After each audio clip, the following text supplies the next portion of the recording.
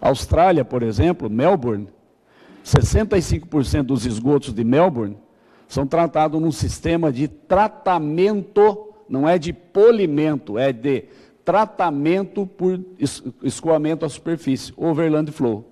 Está lá, tem 140 anos. Não tem problema de lodo, porque conforme o esgoto chega, já inicia o processo de tratamento. E ele não tem problema de nutrientes, porque o que acontece?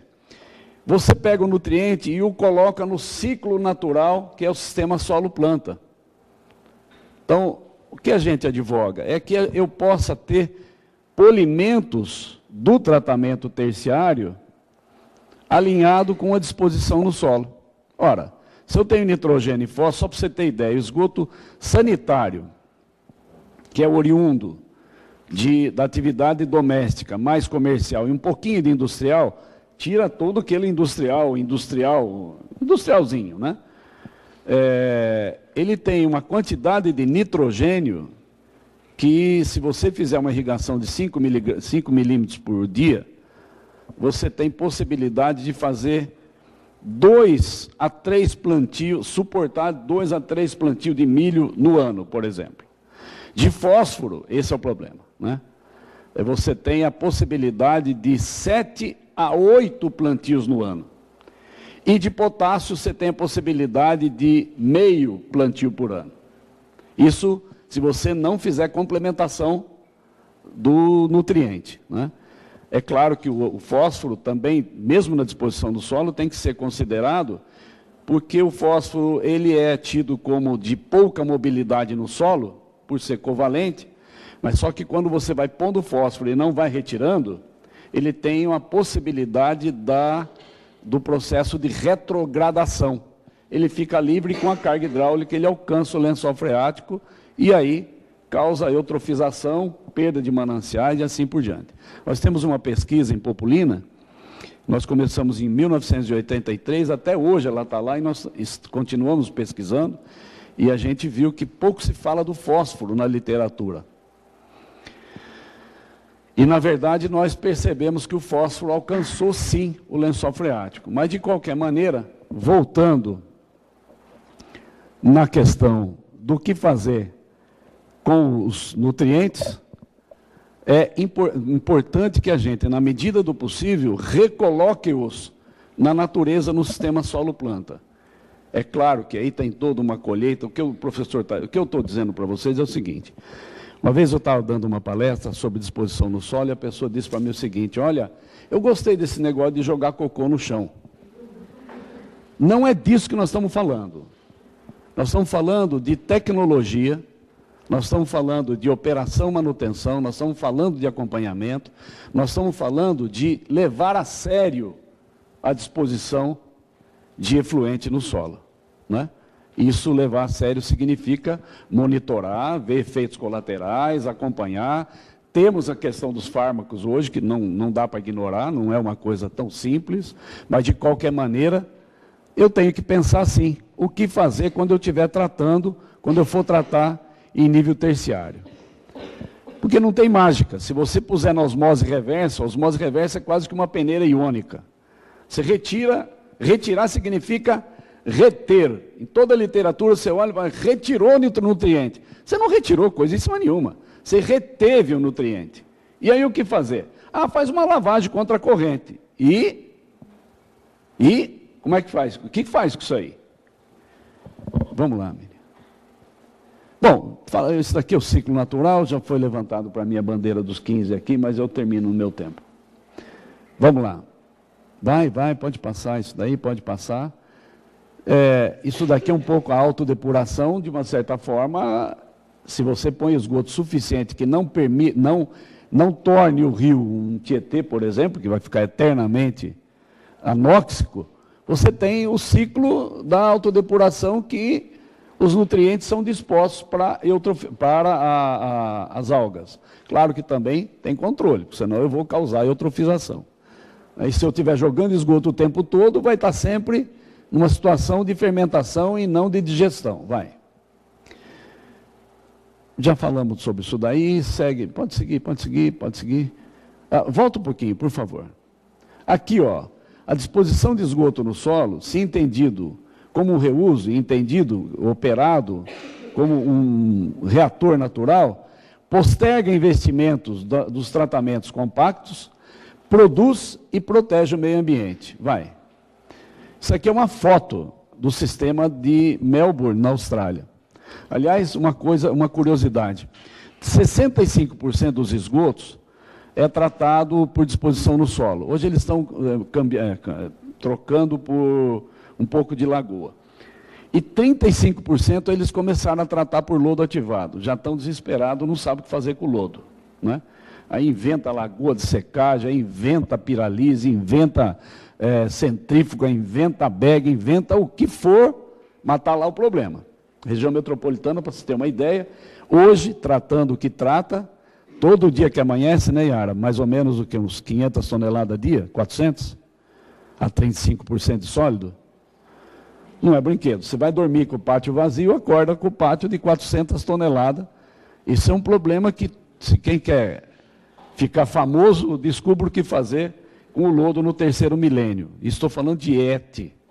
Não estou nem falando de ETA, que também, né, nós temos esse problema. Então, só um exemplo é esse aqui. Vai, mais um. Esse exemplo é interessante. Nós pegamos o efluente de Riolândia,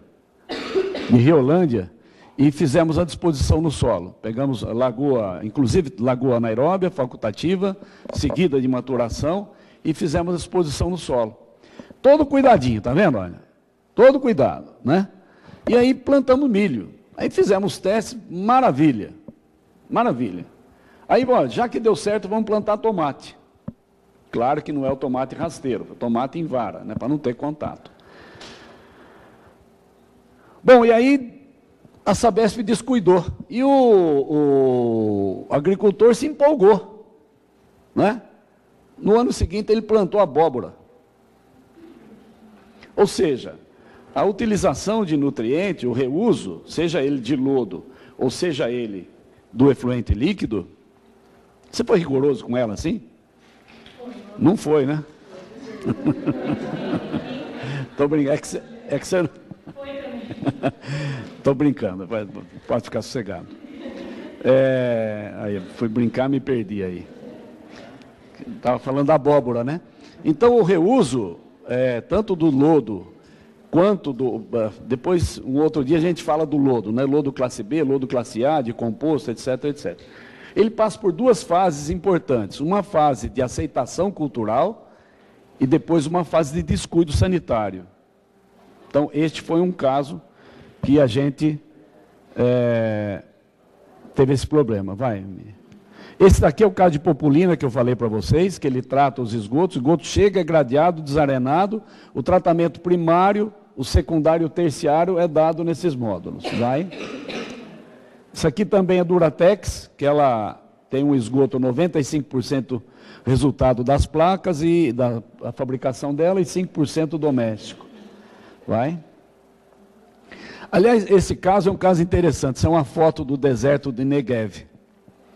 Então, a gente, quando olha nisso daqui, a gente diz o seguinte, olha, puxa vida, como o pessoal de Israel é cobra, né?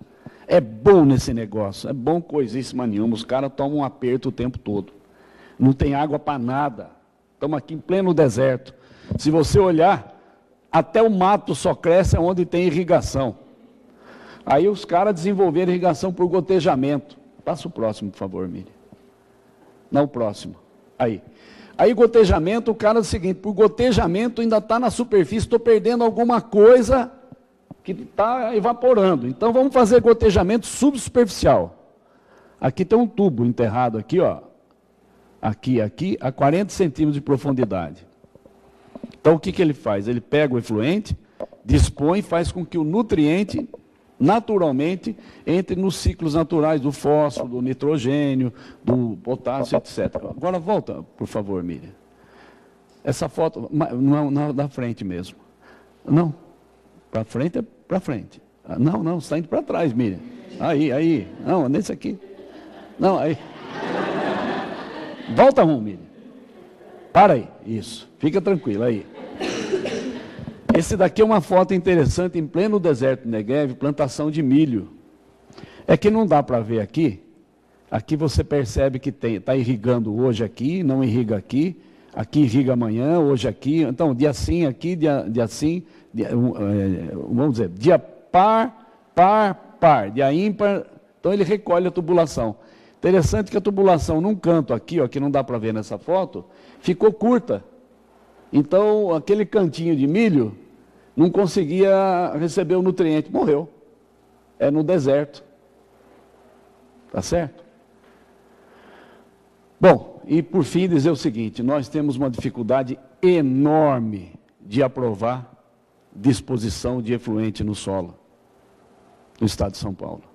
Então esse é um karma que nós vamos ter que resolver de alguma forma. Só para vocês terem ideia, o estado do Paraná dispõe 60% do lodo produzido. O estado de São Paulo dispõe 0% do lodo produzido. Nós estamos agora tentando fazer compostagem do lodo B para elevar a temperatura, inviabilizar ovos de hominto, cícios e protozoários, para ver se a gente consegue dispor um pouco de lodo no solo. E até hoje, da história que eu conheço, o estado de São Paulo não caminhou 1 milímetro ainda para fazer disposição de efluente tratado em nível terciário no solo. Então, o que eu alerto é que nós podemos estar caminhando para um pequeno desastre do que fazer com o que nós vamos retirar em nível terciário no futuro. Era isso. Obrigado. Tá bem?